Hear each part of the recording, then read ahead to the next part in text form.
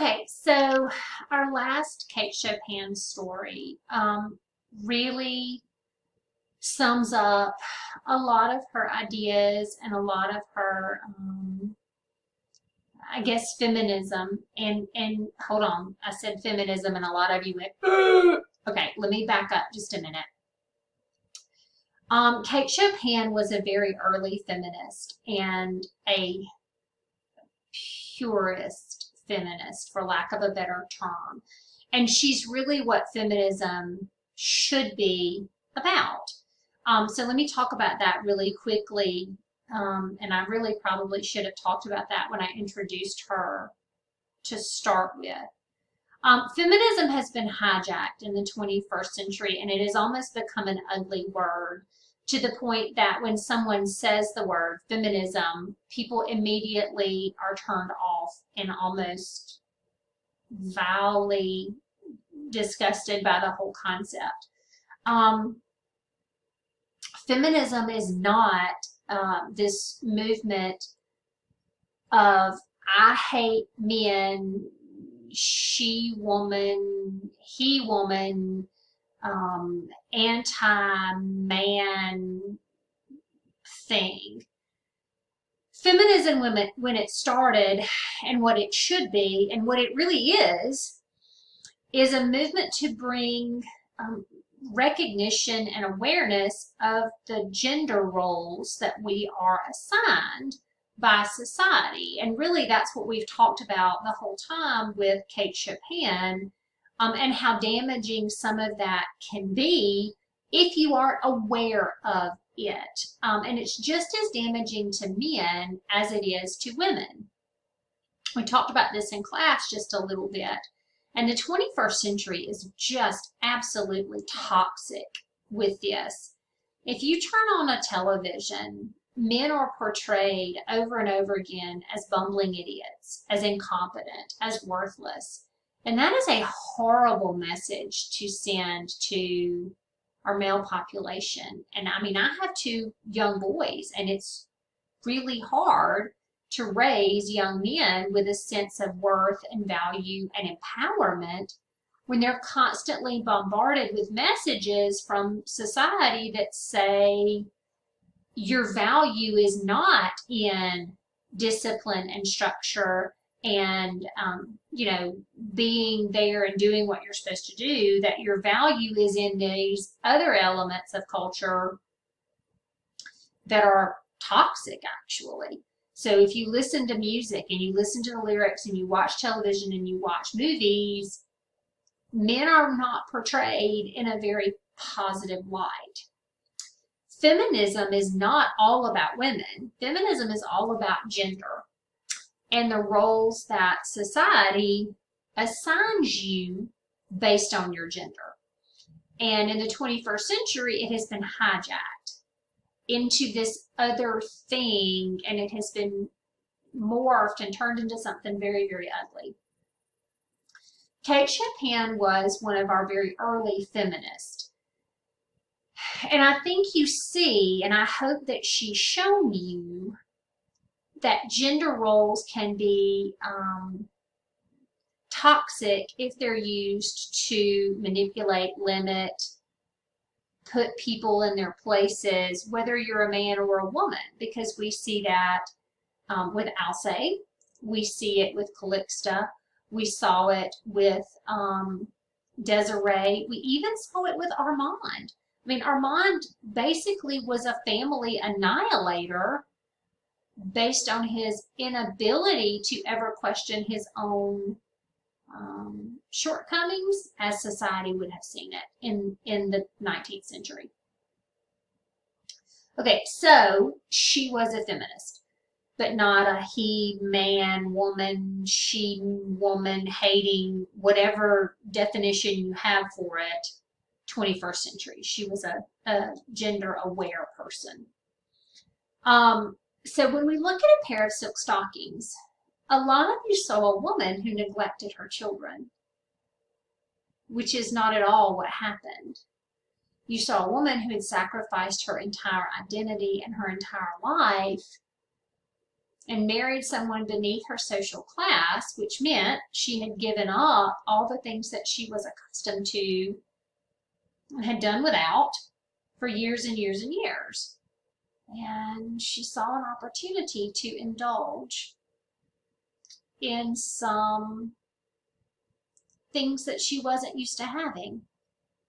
And in a moment of just pleasure seeking, she indulged. And in that last line, which we're going to talk about at the end, she gets on that cable car and she has a moment that she says she wishes it would go on forever.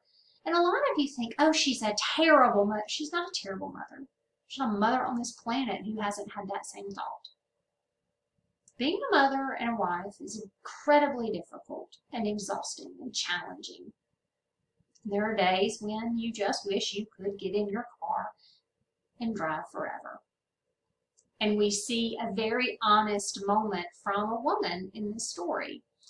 But you're programmed to condemn her for it, rather than acknowledge that that's a very real thing.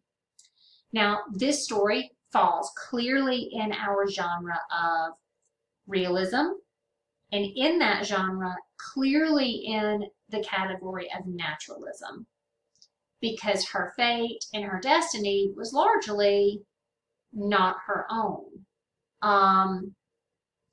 Human beings are often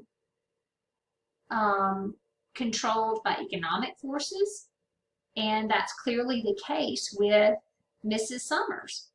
Okay, so let's get into our story. So Mrs. Summers has $15, which is a pretty good chunk of change, and she's trying very carefully to spend it wisely. And so we see this line where it says that she doesn't want to spend her money, let's see, what does it say? Hastily, I think. What does it say? Yeah, she did not wish to act hastily or do anything she might afterward regret. Well, that's a big old plate of foreshadowing and meatballs. I mean, Kate Chopin basically tells you in that line that she's going to act hastily and do things that she's going to regret. Right there, here it is, big old platter of foreshadowing. So we see right there that it's, you know, she's going to act hastily. And she plans out, you know, what she's going to do for her children, which is what mothers do most of the time, and more importantly, what society says they should do, what we are expected to do. I shock my friends all the time because I have limits on what my kids do. They don't do 15 extracurricular activities. They get to do one or two. One at the time. First of all, my life does not revolve around my children. I have other things to do.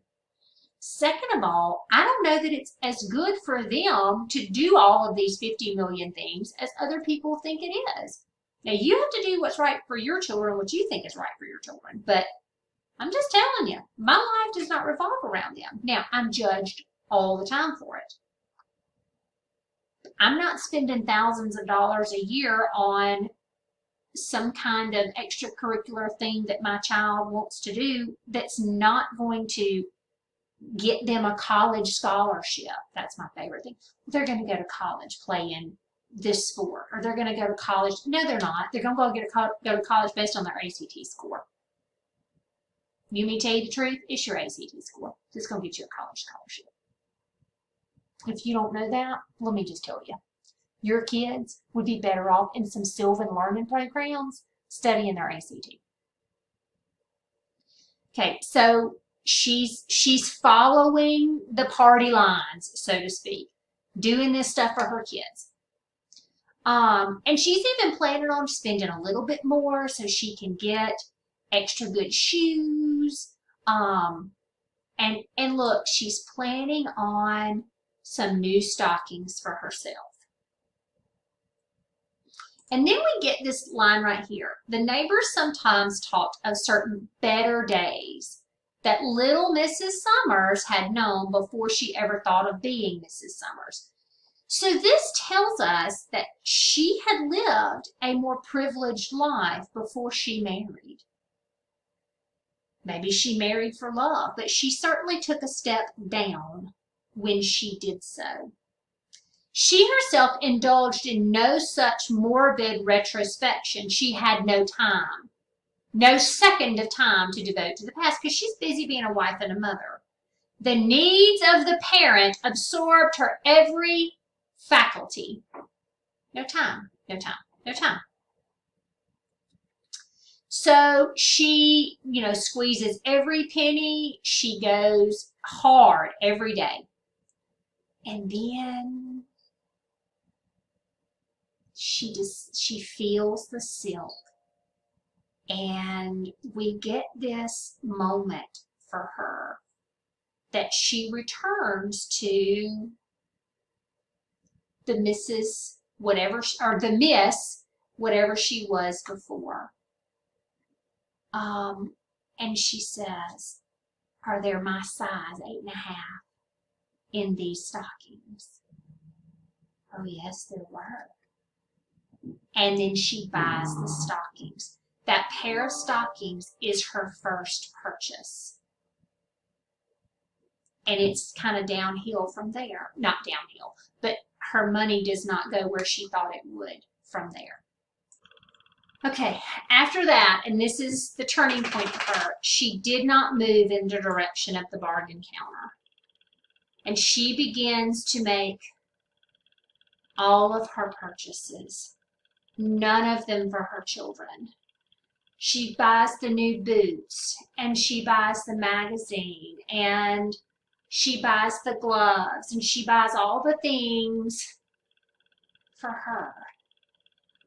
She goes for lunch, and she just enjoys her day. Now, I have news for y'all.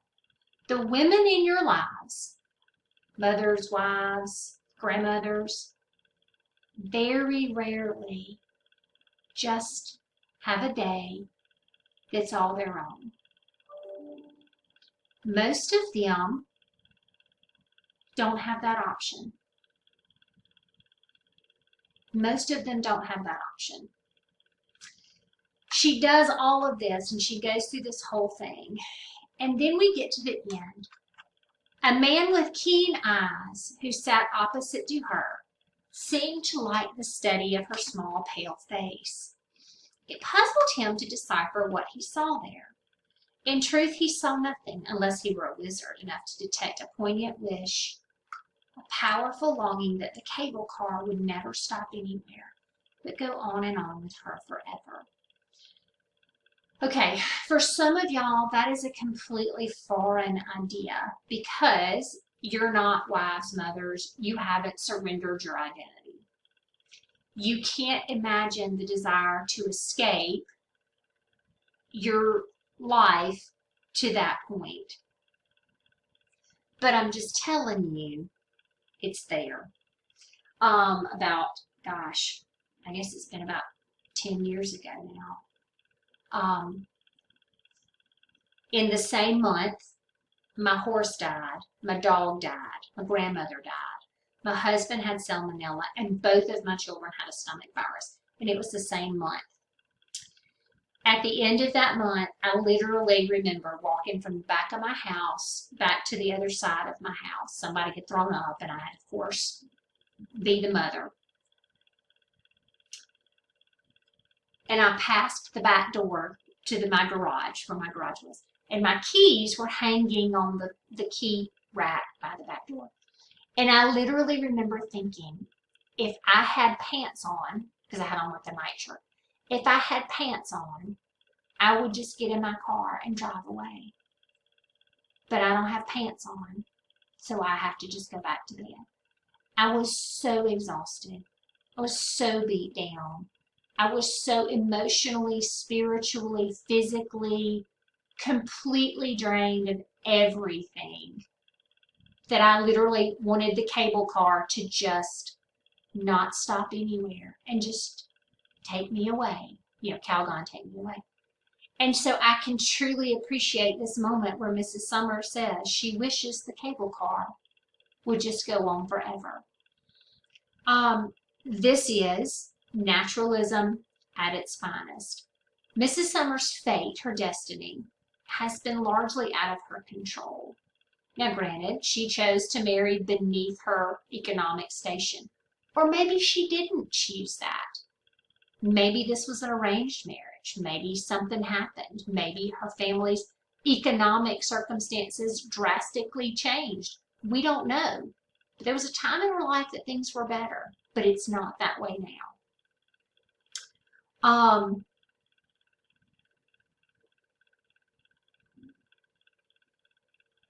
At the beginning of the story, she is dutiful and careful and devoted and a planner.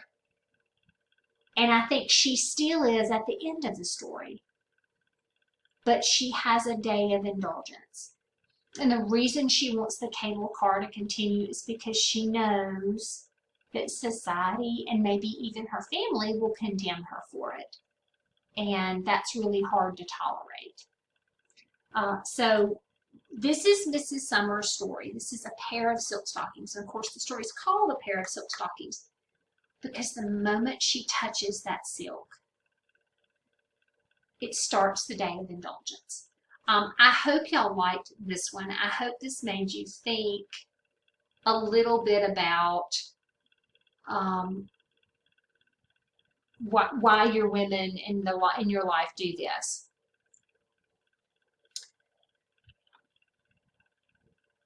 Let's see. This was an escape from the ordinary for her. This is not her ordinary day. And her $15 was well spent, if you want to know the truth. Now, there will be consequences for it because of the society we live in. All right, gang, so this was A Pair of Silk Stockings. This was your last Kate Chopin story. I hope you loved her. I hope she changed the way you see the women in your life. And I hope you will respect that they have surrendered their identity. And I hope that you recognize your mom deserves to get her identity back. And I hope you'll kind of help her do that. All right, gang. So next week is Booker T. Washington and Dunbar. I'll work on those videos a little bit later. I've got some more to make for the other classes. If you got questions or need help, let me know. Otherwise, peace out. See ya.